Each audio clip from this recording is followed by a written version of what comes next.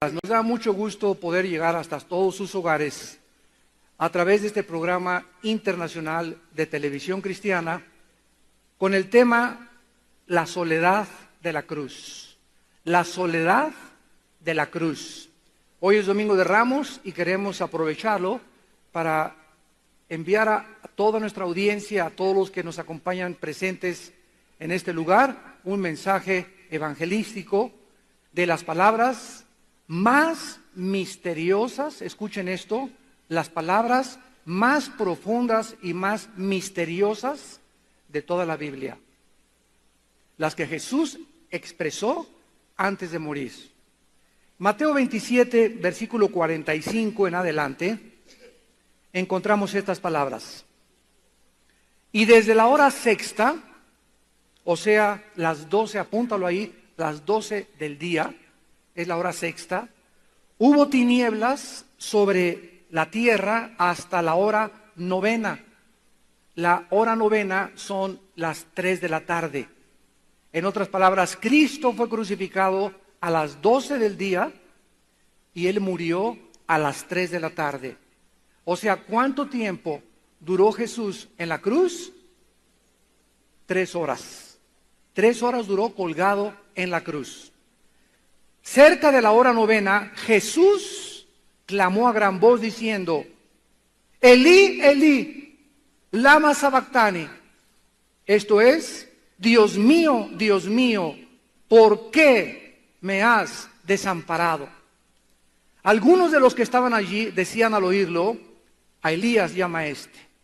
Y al instante, corriendo uno de ellos, tomó una esponja y la empapó de vinagre, y poniéndola en una caña, le dio a beber. Pero los otros decían, deja, veamos si viene Elías a librarle. Mas Jesús, habiendo otra vez clamado a gran voz, entregó el Espíritu. La crucifixión del Hijo de Dios, del Señor Jesucristo, ha sido el evento más extraordinario que jamás haya tomado lugar en el universo.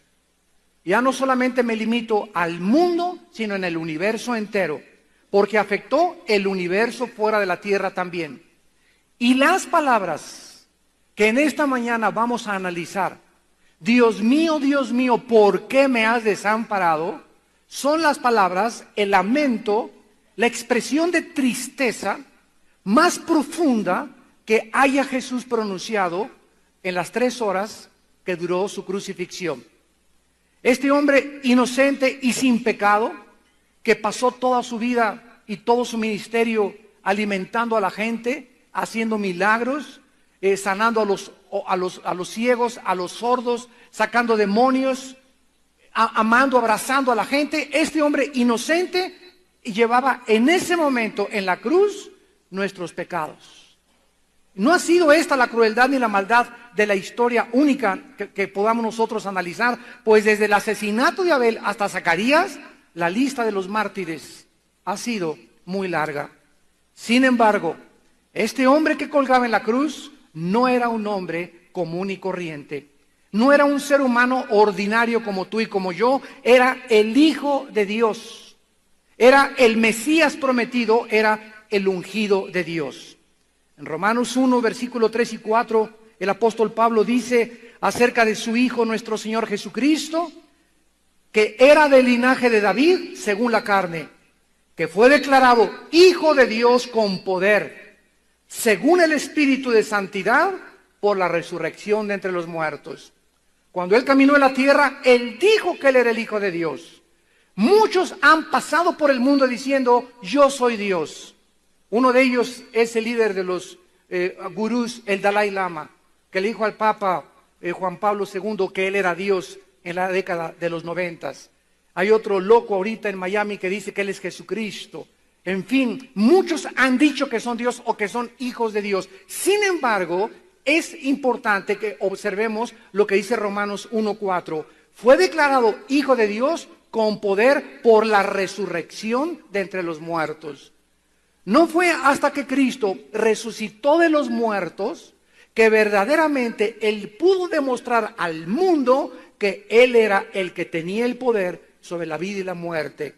Si Cristo se hubiera quedado en la tumba, miles como él antes y después han proclamado que son hijos de Dios, que son enviados de Dios, que son iluminados, como la cantidad de iluminados que existen en la historia de líderes y apóstoles falsos. Pero Cristo, con la resurrección de los muertos, Dios le dijo al mundo verdaderamente: este era mi Hijo bien amado. Vamos a ver en primer lugar en esta mañana el examen de estas palabras. Vamos a comenzar examinando estas palabras detenidamente para después poder interpretar el significado de lo que Jesús quiso decir cuando expresó lama lama sabactani, que es en el idioma, en el lenguaje arameo: Padre, Padre, ¿por qué me has desamparado? Número uno, estas palabras fueron palabras que expresaron una tristeza profunda. La palabra abandonado, la palabra desamparado, es una de las palabras más trágicas que cualquier ser humano puede escuchar, porque es algo que ningún ser humano quisiera experimentar en su vida. Una mujer que abandona a su esposo, un hombre que abandona a su esposa, un hombre que es abandonado por sus amigos, un niño que es abandonado por sus padres, forman parte de las experiencias más dolorosas que alguna persona pueda atravesar en esta vida. El sentirnos abandonados es una de las experiencias más trágicas que podamos experimentar. Pero, cuando un ser humano es abandonado por Dios, cuando alguien es abandonado por su Creador, no habría palabras para poder describir esta tragedia, porque sería la más grande tragedia y la más grande calamidad y desgracia que te pudiera suceder a ti o a mí, a ser abandonados por Dios. Un solo día que Dios escondiera su rostro de nosotros sería insoportable. Y si es así esto con los seres humanos, imagínense ustedes cuán infinitamente más fue todavía con el Hijo de Dios. Este hombre que colgaba en una cruz maldecida había sido por toda la eternidad la delicia y el amor del Padre. Cuando comienza el Evangelio de Juan dice: en el principio era el Verbo o el Logos. El Verbo era Dios y el Verbo era con Dios. Este era en el principio con Dios. La luz en las tinieblas resplandece y las tinieblas no prevalecieron contra la luz. En él estaba la vida y la vida era la luz de los hombres. En el principio era el Hijo con el Padre.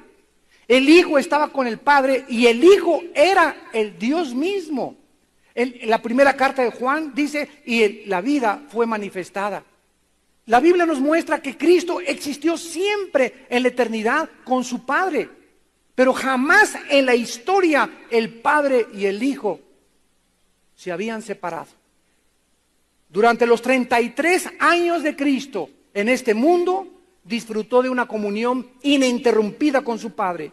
La presencia de su Padre siempre le acompañó.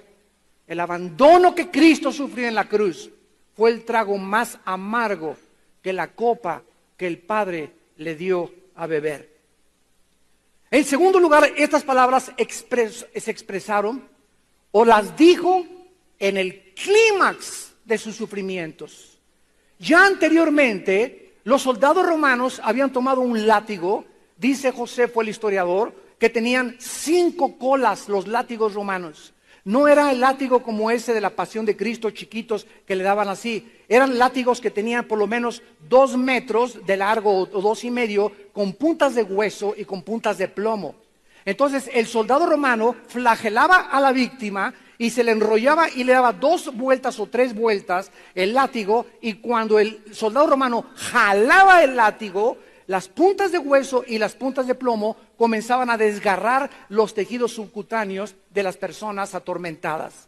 A Cristo le dieron 39 de estos latigazos. Cuando acabaron de torturarlo con los latigazos, ya no tenía absolutamente nada de piel, ni enfrente en el pecho, ni en los costados, ni en su espalda. La sangre comenzaba a ser derramada abundantemente.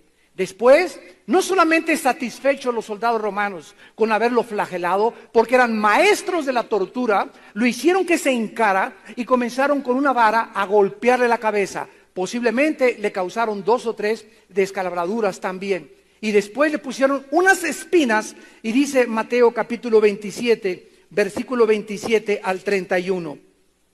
Mateo 27, 27. Entonces los soldados del gobernador, o sea de Pilato, llevaron a Jesús al pretorio. El pretorio era casi como una casa de arraigo.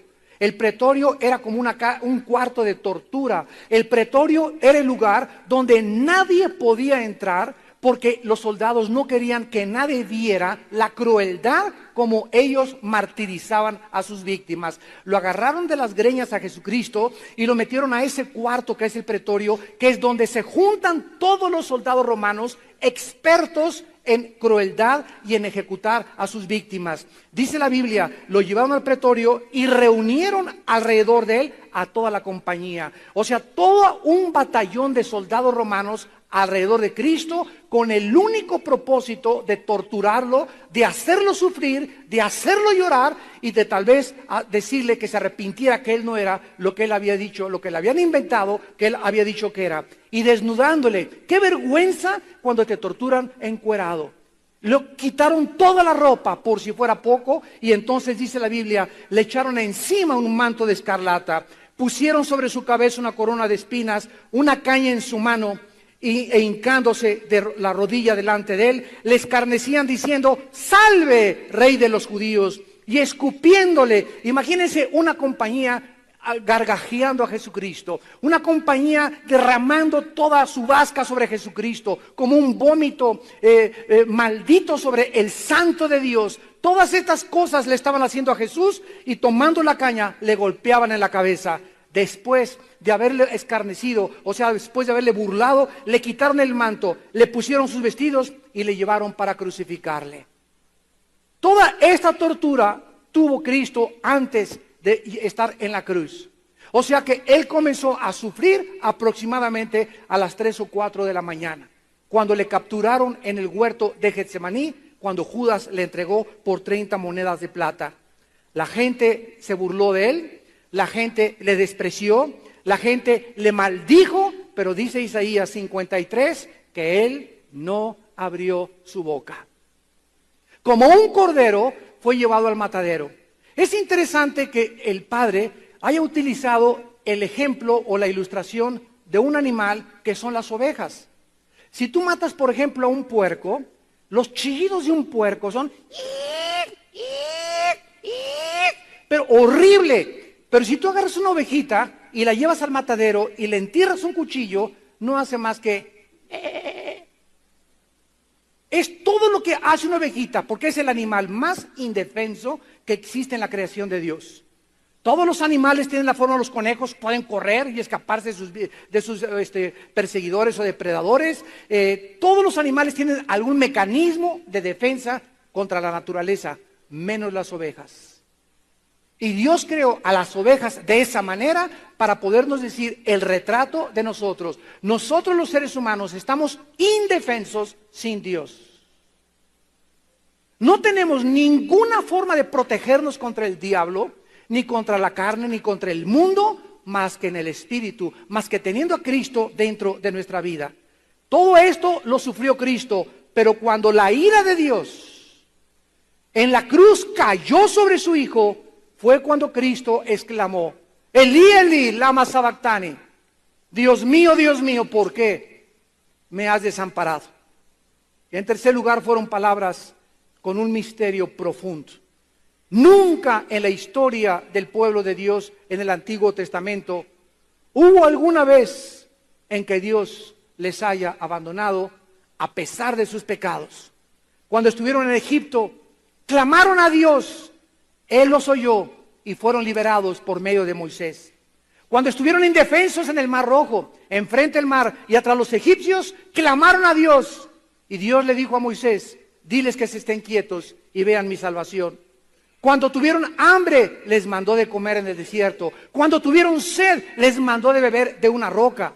Cuando los 3 jóvenes estuvieron en el en el horno de fuego, en el libro de Daniel, el Señor estuvo en medio con ellos en el horno de fuego. Pero aquí en la cruz encontramos un lamento mucho más grande que en el Mar Rojo. Un lamento de tristeza más profundo que los jóvenes cuando estaban en el horno de fuego. Y sin embargo, en la cruz no hubo respuesta. ¿Por qué me has desamparado? Y el cielo permaneció quieto y en silencio. Aquí hubo una situación mucho más alarmante que la crisis del Mar Rojo. Enemigos mucho más crueles que los egipcios y un fuego mucho más ardiente que el que ardió en el horno de los jóvenes de Babilonia. Sin embargo, no hubo liberación. El Hijo de Dios fue abandonado totalmente por Dios. Este clamor fue algo misterioso porque cuando al principio Cristo dijo, Padre, perdónalos porque no saben lo que hacen, lo podemos comprender porque Él tenía un noble corazón contra sus enemigos. Cuando dijo en segundo lugar al ladrón que estaba junto, de cierto te digo, que hoy estarás conmigo en el paraíso, lo podemos comprender también porque eran palabras de gracia a alguien que no merecía el perdón.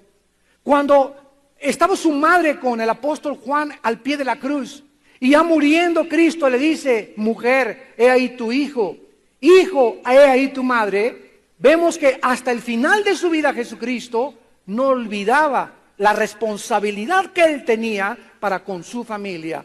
No estaba en una autocompasión y autolástima, pobre de mí, nadie se fija de mí. Hasta el último momento, en lugar de que sus pensamientos estuvieran en sus sufrimientos, sus pensamientos estaban en su familia. Madre, no vas a quedar desamparada. Juan va a ser como tu hijo. Juan, tú no tienes mamá, pero mi madre va a ser tu madre, porque mi familia son los que hacen la voluntad de mi Padre y me obedecen. Sin embargo, en esta próxima vez que Cristo abre su boca y dice, ¿por qué me has desamparado?, nos damos cuenta la angustia profunda y el clamor que nos deja sorprendidos a todos y confundidos. ¿Por qué Cristo dijo estas palabras a su Padre? ¿Por qué me has desamparado? ¿Qué acaso Jesús no sabía que cuando los pecados del mundo fueran sobre su cuerpo, su Padre lo tenía que abandonar? Si lo sabía, entonces ¿por qué le gritó? ¿Por qué? ¿Qué acaso Jesucristo no sabía las consecuencias cuando tomó su decisión desde antes de la fundación del mundo de lo que iba a pasar en la cruz? Entonces, ¿por qué dijo estas palabras? Y en segundo lugar, ¿por qué su Padre le abandonó? ¿Qué padre puede abandonar a su hijo? ¿Cómo pudo el Padre dejarle solo en la cruz? Ya le habían abandonado sus apóstoles, ya le habían abandonado sus amigos, ya le habían abandonado sus familiares, ya le habían abandonado los amigos y las personas a quien les hizo un bien. Y ahí en la cruz estaba solo y ya era lo último que le faltaba. Ok, que me abandonen todos, pero que no me abandone mi Padre. Y sin embargo, ahí en la cruz, lo único que le faltaba era la puntilla. El Padre que había estado eternamente unido a su vida en comunión con Él, le dejaba solo. ¡Qué soledad! ¡Qué profunda tristeza! ¡Qué tragedia! ¡Qué desgracia! ¡Qué miseria atravesó el Hijo de Dios! Fueron palabras de profunda solemnidad. En cuarto lugar, este clamor, dice Mateo capítulo 27, versículo 45, que desde las 12 hasta las 3, toda la tierra se llenó de tinieblas. Dice el versículo 51 y 52, el velo del templo se rasgó en dos, de arriba abajo. La tierra tembló y las rocas se partieron. Se abrieron los sepulcros y muchos cuerpos de santos que habían dormido se levantaron. Saliendo de los sepulcros después de la resurrección de Él, vinieron a la santa ciudad y aparecieron a muchos.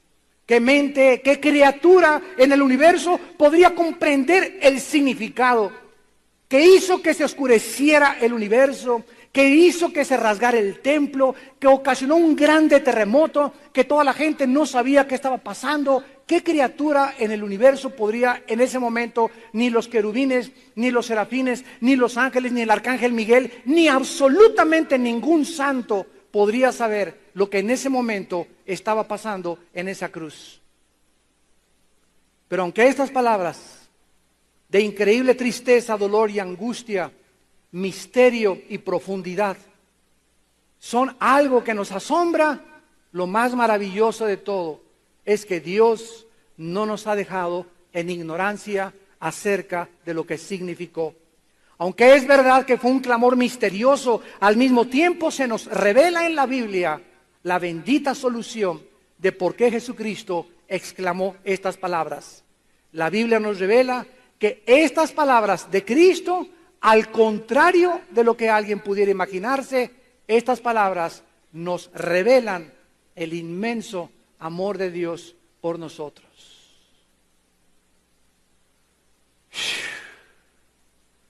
Estas palabras de tristeza profunda para ese hombre estaban manifestándonos a nosotros el amor de Dios y la justicia inflexible de aquel que tiene que castigar el pecado.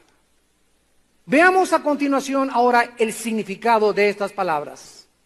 ¿Qué quiso realmente Jesús expresar con estas palabras tan profundas y tan llenas de angustia? En primer lugar, lo terrible del pecado delante de los ojos de Dios. Aquí podemos ver lo horrible que es el pecado y las consecuencias del pecado a los ojos de un Dios santo. El Señor fue crucificado a las 12, muere a las 3, y todas estas cosas que pasaron en la cruz nos revelan, en primer lugar, la maldad del corazón humano. Engañoso y perverso es el corazón más que todas las cosas, dice Jeremías 17:9. En segundo lugar, el odio del ser humano contra la luz y contra la verdad. Y esta es la condenación, que la luz vino al mundo y los hombres amaron más las tinieblas y rechazaron la luz y crucificaron a aquel que era el símbolo de la verdad, de la justicia, de la piedad, de la mansedumbre y de la humildad, y escogieron a Barrabás. Y el mundo sigue escogiendo lo mismo en el siglo XXI. No queremos oír de la palabra de Dios. Deja que yo me haga mis propios mandamientos. Déjame vivir mi vida, mamá. Yo soy libre para hacer lo que yo quiera. Si quiero abortar, aborto. Si quiero ser homosexual, nadie se meta conmigo. Si me quiero casar con un hombre y soy un hombre, que nadie me diga si somos felices. Y sabes una cosa, como ahora bajando del avión, viniendo de Dallas, me preguntó una señora, ¿y usted es el de las conferencias? Sí, a sus órdenes. Oiga, ¿y por qué usted está en contra de la homosexualidad si es un nuevo estilo de vida? Y le dije, señora, una periodista, no me acuerdo qué periódico, le contesté, le dije hace 2 días que llegué, señora, a mí no me interesa lo que diga Sigmund Freud, no me interesa lo que digan los psiquiatras, no me interesa lo que diga Walter Mercado, no me interesa lo que digan los gurús. La Biblia dice que la homosexualidad es pecado. Y a mí me interesa lo que dice Dios, no lo que dice el mundo. Si Dios no nos hubiera dejado la Biblia, cada quien hubiera hecho sus propios mandamientos y sus propias leyes, pero no somos dioses. Las leyes morales vienen del cielo porque nosotros no nos creamos a nosotros mismos. Y a mí me interesa lo que dice Dios, no la opinión de lo que dicen los psicólogos. Los psicólogos no inventaron el sexo, los psiquiatras no inventaron el sexo. Como le dije a un homosexual hace 4 o 5 días en Dallas, le dije, ¿quién te trajo al mundo, muchacho? Mi mamá y mi papá. ¿Y a quiénes vas a traer tú al mundo? Le contesté. ¿Qué pasaría si todos fueran hombres con hombres, mujeres con mujeres? Se acabaría la sociedad. Partiendo de ese principio nos damos cuenta que es antisociedad, antinatural. Está destruyendo el fundamento de la familia. Dios creó al hombre con órganos sexuales y a la mujer con órganos reproductores sexuales para que los dos se unieran y pudiéramos colaborar con Dios en traer criaturas, seres humanos a este mundo. Un hombre y un hombre jamás podrán traer a ninguna criatura. Y la adopción es una aberración delante de los ojos de Dios. Que Dios perdone, ¿verdad? Y que Dios tenga misericordia, porque como Sodoma y como Gomorra se está volviendo México. Y la sociedad lo está aceptando y lo está felicitando. Y están acostumbrándose a que es normal. Y esto no es normal. Es un pecado, dice Dios. Y Dios va a juzgarlos. Porque dice la Biblia que ningún homosexual tendrá parte en el reino de Dios. No lo digo yo, ni te enojes conmigo. Lo dice 1 Corintios capítulo 6. Lo dice Romanos capítulo 1. Que se fueron tras la perversión de su mente y Dios los entregó una mente reprobada. El pecado humano nos ha devastado. El pecado humano es tan profundo que no nos damos cuenta que la sociedad que nos rodea es una sociedad donde está acostumbrándose a una nueva moral. Ya es normal que las muchachas, si una muchacha de 18 años Sale con otra muchacha de 20 años y le preguntan a la muchacha de 18 años si ella es virgen y ella contesta que es virgen. Se burlan de ella. ¿Cómo que virgen a los 18 años? ¿Cómo que virgen a los 25 años? Porque ahora la virginidad ya no es una virtud. Ahora es un símbolo de burla y de desprecio. Ay de aquellos, dice Isaías 5, a lo bueno dicen malo y a lo malo dicen bueno, a lo amargo dicen dulce y dulce amargo. Ahora sí un hombre como el otro día mi cuñado y yo estábamos en Acapulco y llega un señor y nos dice, pues aquí tengo una casa con unas chavas del Spring Break, aquí, por allá, y vénganse para acá. Y le contesté, le dije a este hombre, mi cuñado y yo estamos fuera del mercado ya. En el momento que me casé me salí del mercado. Y cuando yo le dije a mi esposa Marta, sí, le dije a 2 billones, .22 mujeres, no. Para que te lo metas en la cabeza, tú que estás casado, viejo rabo verde. El matrimonio es santo a los ojos de Dios y Dios bendice la fidelidad y Dios bendice la pureza sexual. Y tenemos que entender esto, Dios es el que creó el sexo y Él es el único que tiene la autoridad para decirnos cómo, cuándo y dónde se usa el sexo. Ningún psicólogo, ningún hombre, nadie puede decirnos, ni expertos en sexología, ellos no crearon el sexo. No tienen ningún derecho. Alguien que fabricó un Cadillac de meterse a decir que necesita un motor de Volkswagen. Los fabricantes de Volkswagen saben cómo funciona el motor de Volkswagen y cuando se me descompone no lo llevo a la Cadillac ni a la Chevrolet, lo llevo a la Volkswagen. Cuando nos descomponemos no vamos con el psiquiatra y el psicólogo, vamos con Dios. Él nos fabricó. Él sabe cuando estamos descompuestos y qué nos hace falta. La cruz revela el odio que el ser humano tiene contra Dios. Porque si siendo enemigos, dice Romanos 5:10, fuimos reconciliados con Dios, así es, antes de ser cristianos éramos enemigos de Dios. Yo siempre creí en Dios, me contesta una señora, mi respuesta es, ¿en qué Dios? Doña Pachita, la bruja de Tlatelolco, tenía 15 dioses. Los griegos tenían 6 millones de dioses. Otras religiones le llaman Alá a Dios, otros le llaman, tienen miles de deidades, otros se inclinan ante las estatuas. Señora, cuando usted me dice que cree en Dios, ¿de quién me está hablando? ¿Quién es el Dios de que me está usted hablando? Porque el diablo no es ateo. Ahora, si usted me dice, yo creo en Dios, el Dios y Padre de Jesucristo, el que hizo la Biblia, entonces usted es mi hermana y estamos en la misma familia. Porque solo hay un Dios vivo y verdadero, manifestado en la Biblia y por Jesucristo, el Padre de las luces, en el cual no hay sombra ni variación alguna. La cruz revela la profundidad del pecado humano, la increíble ingratitud de nosotros que tenemos, y en la cruz fue exhibida la santidad de Dios. La Biblia dice, sean santos porque yo soy santo. La santidad de Dios le demanda castigar el pecado, porque la paga del pecado es la muerte. Romanos 6:23. Y cuando Cristo llevaba nuestros pecados en nuestro lugar, identificándose con nuestros adulterios, nuestros robos, en Cristo fueron puestos robos, adulterios, asesinatos, terrorismo. Los pecados de los seres humanos fueron puestos en su cuerpo. Y como Dios es un Dios santo, no podía en el momento en que Él llevaba nuestros pecados, no podía el Padre estar en comunión con Él. Tenía que separarse de su Hijo. Y algo misterioso pasó en la cruz en ese momento, cuando Él gritó, Dios mío, ¿por qué me has desamparado? Él sabía por qué lo había desamparado, lo dijo para que nosotros supiéramos que había sido abandonado por su Padre. ¿De qué otra manera nos podía comunicar Dios que había abandonado a su Hijo, más que en ese grito, en ese clamor profundo, desesperado de la garganta del santo y el justo de Dios? Para que supiéramos que Dios no va a permitir que tú mueras en pecado. Y si Dios, dice en Romanos 8:31 y 32, no escatimó a su Hijo, no perdonó a su Hijo, ¿tú crees que te va a perdonar a ti? Si Él no tuvo en ese momento la compasión, la misericordia para poder estar con su hijo. Sí, hijito, voy a estar contigo siempre, siempre. Si en ese momento su hijo, por causa del pecado, fue abandonado por Dios, imagínate el abandono que tú vas a sufrir de Dios en el infierno. ¿Qué es el infierno? El abandono eterno de Dios, la eterna separación del santo.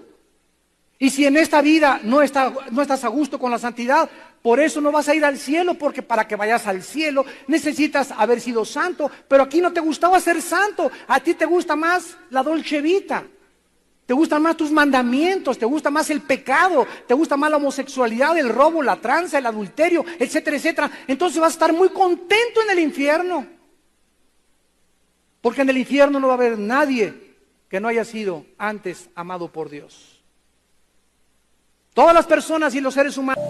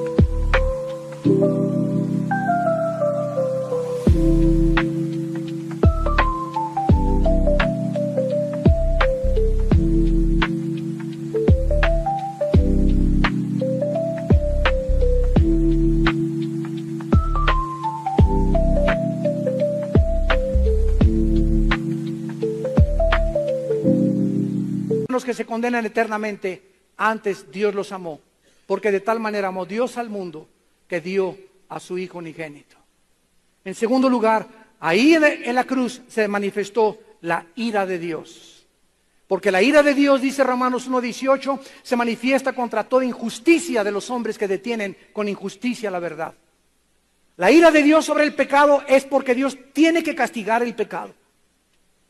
Y para que no te castigara a ti Dios, y para que Dios no me castigara a mí tampoco, nos dice que alguien llevó nuestros pecados en la cruz del Calvario. Y si yo creo que Jesucristo murió en mi lugar, ahora me dice Dios, Armando, tú ya eres libre de toda condenación. Romanos 8:1, no hay ninguna condenación, no hay ningún juicio, no hay ninguna crisis con los que están en Cristo Jesús.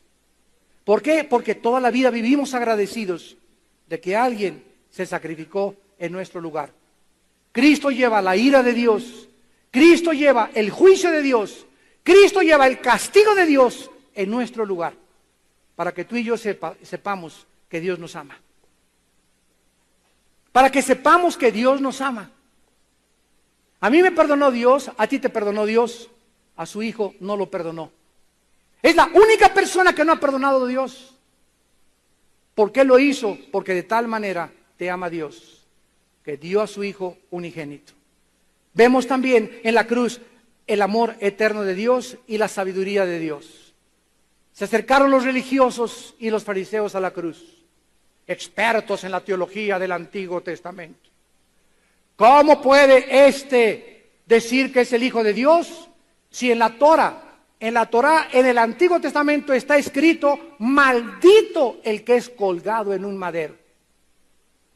¿Cómo puede este hombre atreverse a decir que es el Hijo de Dios cuando está escrito que solamente los malditos son colgados en el madero? Y se quedaron los teólogos de los tiempos de Jesucristo absortos. No entendían. Y si eres el Hijo de Dios, pues bájate. Si tienes poder, desclávate y comienza a caminar. Y Cristo no decía ninguna palabra más que perdónalos. No saben estos mensos lo que están haciendo. Y llegaron los griegos, los intelectuales, los filósofos de la época de oro de la filosofía griega, los expertos en la meditación, en la reflexión, los expertos en el análisis, los expertos en todas las cuestiones gramaticales y todo lo que concierne con el pensamiento humano. Y los griegos, al ver a Cristo crucificado, comenzaron en sus razonamientos a concluir: nuestros dioses, que eran mitad dioses, mitad humanos, nunca hubieran abandonado a su Hijo ¿Cómo podía Dios y decir que es Dios y deja a su hijo morir en la cruz? Dios dice en la Biblia en 1 Corintios 1, 18 en adelante, la palabra de la cruz es locura a los que se pierden, porque Dios enloqueció la sabiduría del mundo. Pero tanto a los religiosos como a los griegos, Cristo, poder y sabiduría de Dios. Dios enloqueció al mundo para que el mundo no entendiera que esa tragedia que en ese momento no podía ser comprendida, de cómo podía Dios permitir que su hijo muriera, Dios lo escribía por sus apóstoles en las páginas de la Biblia, que era la manifestación de la sabiduría de Dios. Dios escogió a través de una tragedia salvarnos.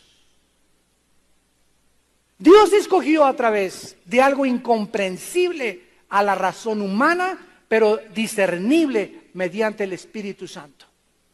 Porque Dios escogió a los niños de los sabios y de los entendidos para revelarles las cosas y los misterios de su reino. Y esta es la razón por la cual el mundo continúa confundido. Cristo sí fue uno de los grandes iluminados. Otros dicen que fue primo del Che Guevara. Otros fue un grande guerrillero. Otros se han atrevido a decir, como me dijeron una vez en la Facultad de Economía, que Cristo fue el primer comunista. Otros han dicho que fue uno de los grandes iluminados como Moisés, como Sergio de la Ferrier, como Buda, como Confucio, etcétera, etcétera. ¿Por qué? Porque el mundo sigue confundido que Jesucristo no era un hombre común y corriente, porque no lo entienden. El mundo sigue sin entender quién era Jesús, pero tú lo entiendes y tú lo entiendes ahora. Y ustedes que nos ven por la televisión, más les vale que lo entiendan también. Porque si no lo entiendes es porque todavía no eres hijo de Dios. Pero cuando eres hijo de Dios y ves lo que ese hombre hizo por ti en la cruz, caes de rodillas.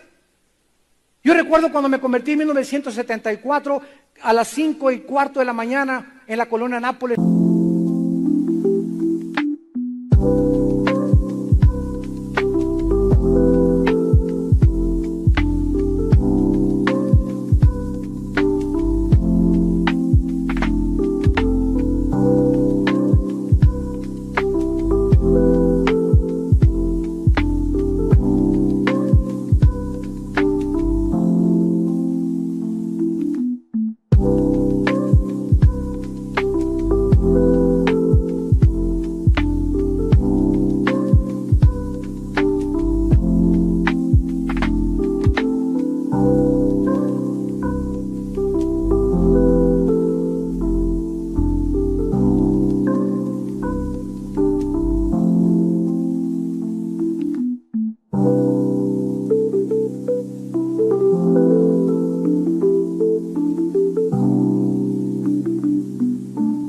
Estaba con un misionero, ahí donde teníamos el salón Monte Carlo, a media cuadra de ahí vivía este misionero, y ahí a las 5:15 de la mañana, le hablé a las 4 de la mañana a mi hermano Alejandro: hermano, ya no aguanto mi vida, ya no me soporto, ya estoy cansado de filosofías y gurús, y que me quiero ir a la India, y que los mayas, y que esto y que el otro, y que los comunistas, ya quiero saber la verdad. Y me lleva con este misionero, me muestra el misionero mis pecados, me muestra el amor de Dios, y lloro por casi 40 minutos sin parar. Traía así una bolsa, una mochila de pecados, de lo pecador que fui en mi pasado, de tantas maldades que hice, de tantos sufrimientos que le saqué a mis padres, de las canas que le saqué a mi padre, que murió sin saber que me iba a convertir yo. Y cuando conozco que Él muere por mí, que Él paga por mí, yo no podía ya dedicar mi vida a ninguna otra cosa, mucho más gloriosa, mucho más sublime y más excelsa que conocerlo, que seguir a aquel que dio su vida por mí en una cruz.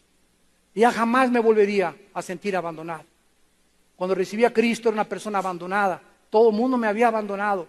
Me encontraba en un lodo, me encontraba en un charco, me encontraba despreciado, que quería quitarme la vida, ya creía que ya se había acabado todo para mi vida. Y la luz entró a través de las tinieblas y vi la cruz, donde Dios me ama y me dice: mi hijo murió en tu lugar, para que sepas cuánto te amo.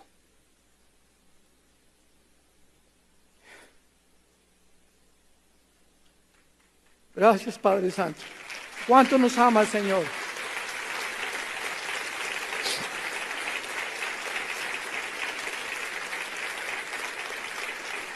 ¿Cuánto nos ama Dios? Qué ingratos somos todavía con Él, qué soberbios de creer que podemos vivir sin Él. Qué tontos, ¿verdad? Eso demuestra solamente que el diagnóstico que Dios hace en la Biblia de la naturaleza humana es verdad.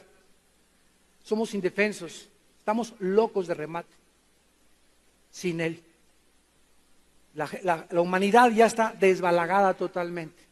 Y a nosotros, los que me están escuchando también por la televisión en todas las naciones, a nosotros se nos ha encargado el ministerio de la reconciliación para que vayamos al mundo y le digamos: arrepiéntanse, vengan a la cruz, Dios los ama. Este mundo va a ser desbaratado en cualquier momento, las cosas van a ir de mal en peor, no van a mejorar. Las naciones es mentira que van a tener avivamiento, como los falsos profetas lo están diciendo. Avivamientos van a ser pequeños núcleos en todos lados. La Biblia no dice jamás que ninguna nación entera vendrá a Cristo hasta que Cristo regrese en el milenio. Tantos mensajes mentirosos que están saliendo por todos lados, falsos paliativos, falsos conforts que le dan a la gente, diciéndole paz, paz, paz, cuando dice Dios: no, no es cierto, viene la apostasía, viene el juicio. Ya no hay risa santa ni vómito santo, hay lloro santo.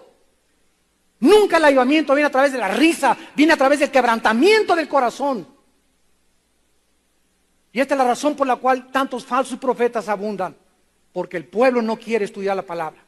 Con trabajo compran un CD con 31 conferencias. 100 pesos te los gastas en 3, 4 tacos.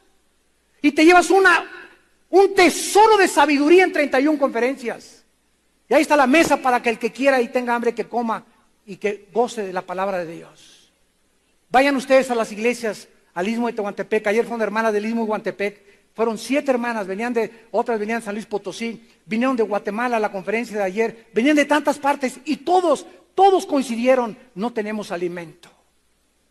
Y aquí la casa está llena de alimento, allá pura chuleta, puro bistec, puro filete miñón. ¿Y cuánta gente sigue despreciando esa comida? Por eso van a ser engañados, porque no quieren aprender ni conocer a Dios. Se conforman con esta torta milanesa al domingo. En la cruz podemos apreciar hasta dónde puede llegar el pecado. En su primera manifestación del pecado, se manifestó en suicidio, cuando Adán se autodestruyó en su propia vida espiritual. La segunda manifestación del pecado en la historia fue un fratricidio, cuando Caín asesina a su hermano Abel, teniendo toda la tierra libre para los dos. ¿De qué tenía envidia de su hermano Caín? Podía decir: tú, la mitad de la tierra te doy a ti, toda Europa, y te doy toda, y yo me quedo aquí en América. ¿Por qué asesina a su hermano estando 2 personas juntas, solas en el mundo, con sus padres nada más? La tercera manifestación del pecado la vemos en Sodoma y Gomorra. ¿Cómo el pecado?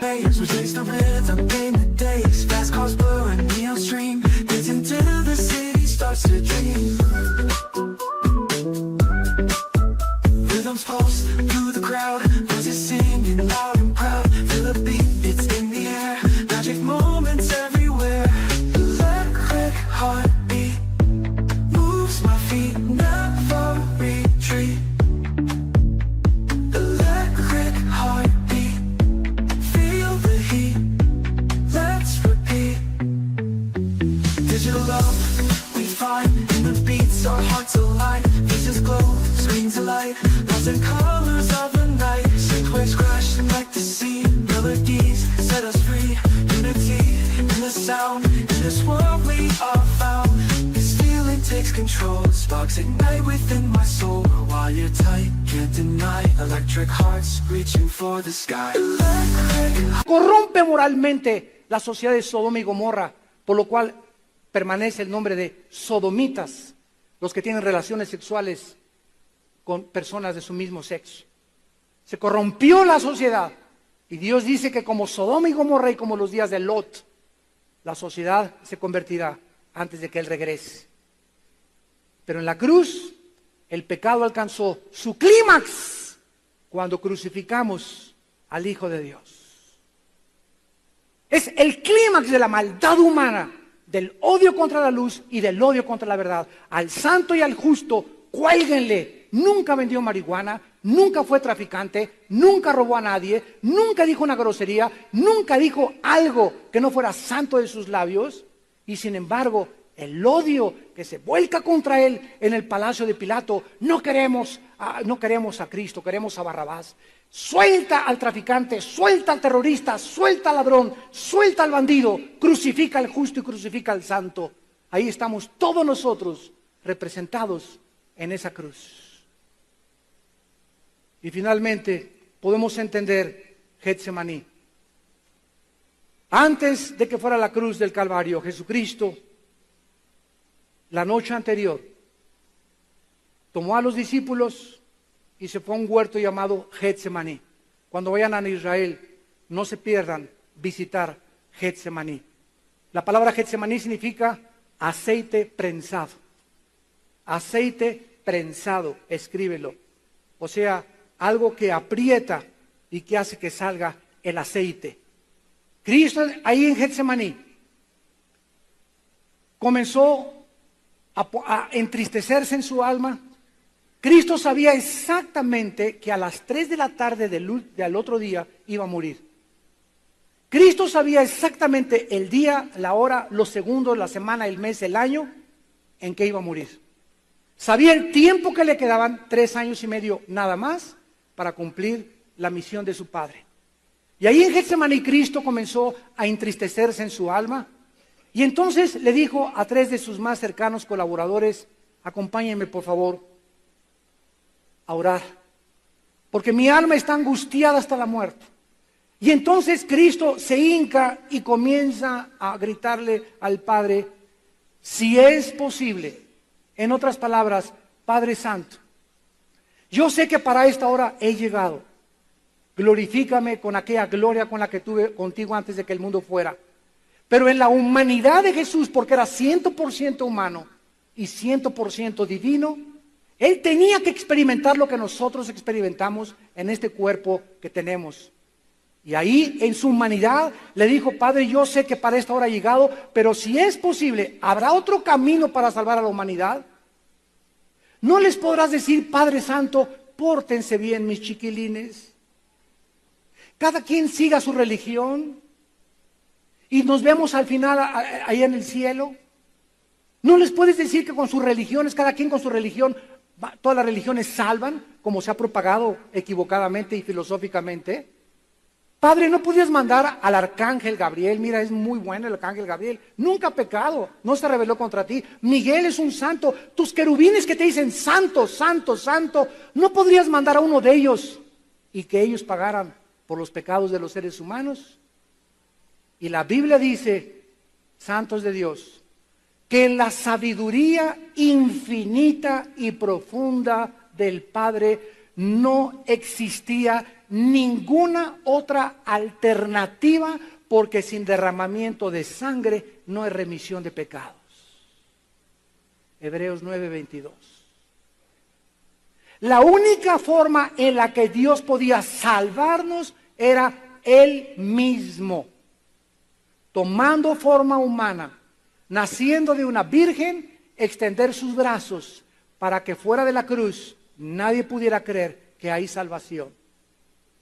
Y esta es siempre mi argumentación con las personas que me alegan que todas las religiones salvan. Si las religiones salvaran, ¿para qué murió Cristo? Pregúntate lógica y racionalmente. Fue un desperdicio. Entonces, ¿para qué murió Cristo si las religiones son suficientes para salvarnos? Porque tuvo que sufrir lo que sufrió Cristo y ser abandonado por su Padre en la cruz. Pero sin derramamiento de sangre no hay perdón de pecados. Eso fue lo que Dios escogió y lo que Él determinó en su infinita sabiduría universal. Cristo.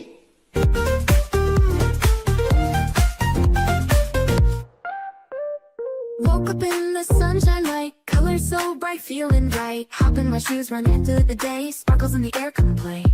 Laughing and dancing around we go, hearts are like fireflies aglow. Singing our song under the blue sky, holding hands high, you and I. This is my happy dream, like a sweet melody. We're flying so free. This is my happy dream, forever you and me, singing in harmony. sea. Jump in the puddles, joy is our key. Rainbow above, colors so bright. We shine in the day and into the night. Friends by my side, can't stop this fun. Sharing our secrets till the day is done. Sunsets and starry nights we chase. Living our lives in this bright place. In this wonder world we made. Every moment never fades. Holding tight to what we share. In our dreams without it. This is my happy dream. Like this we En ese momento, en la cruz, ya no tenía nada en que apoyarse. Más que en el pacto y en las promesas de su Padre, la fe del Hijo es manifestada al contrario de lo que nos pudiera indicar cuando Cristo exclama este grito, porque no fue una angustia solamente de tristeza ni desconfianza, sino que al decirle, Dios mío, Él estaba diciéndole, Padre, Padre, sigo creyendo en ti, pero que el mundo oiga que en este momento algo está sucediendo entre tú y mí, estamos siendo separados. Escúchenme, dice Cristo, mi Padre me abandonó y te abandonará también a ti en la hora de tu muerte si no te arrepientes de tus pecados. El pecado fue lo que acabó con el Hijo de Dios. El pecado fue lo que causó las desgracias, las tormentas, los tsunamis, los terremotos, los robos, las violaciones, los crímenes, la violencia, las tristezas, las lágrimas que hay en el mundo son causa del pecado. Y a nosotros Dios nos dice, sus hijos, huyan de la fornicación, huyan del pecado. Todo aquello que tenga semblanza de mal, que vaya contra mis leyes, no te acerques, hijo mío. No permitas que tus pies se aparten de la senda de la justicia y de la verdad. Sigue la santidad, porque sin la santidad nadie podrá ver a Dios. Padre, te damos gracias por tu palabra en esta tarde. Oh profundidad de la sabiduría y de las riquezas y del conocimiento divinos. ¿Quién conoció la mente de Dios? ¿Quién le puede aconsejar y decirle qué hacer? Cuando de Él y por Él y para Él son todas las cosas. Padre, te damos gracias en esta tarde por la vida de tu Santo Hijo Jesucristo. Por mostrarnos lo horrible de la soledad y el abandono que experimentó por causa de nosotros. Porque al que no escatimó a su Hijo, sino que lo entregó por nuestros pecados, ¿cómo no nos dará todas las cosas si nosotros se las pedimos? Sean santos porque yo soy santo, dice el Señor. Y si invocáis por Padre, aquel que sin acepción de personas juzga a cada quien de acuerdo a lo que hace, anden con temor durante todo el tiempo de vuestra peregrinación, sabiendo que fuimos rescatados no con oro ni con la plata, sino con la sangre de Jesucristo, el Hijo de Dios. En esta mañana Dios vuelve a abrir los brazos de su Hijo para decirte te amo. Ustedes que nos ven por la televisión, donde quiera que tú estés viendo esta conferencia, escuchándola, te pido que te arrepientas de tus pecados.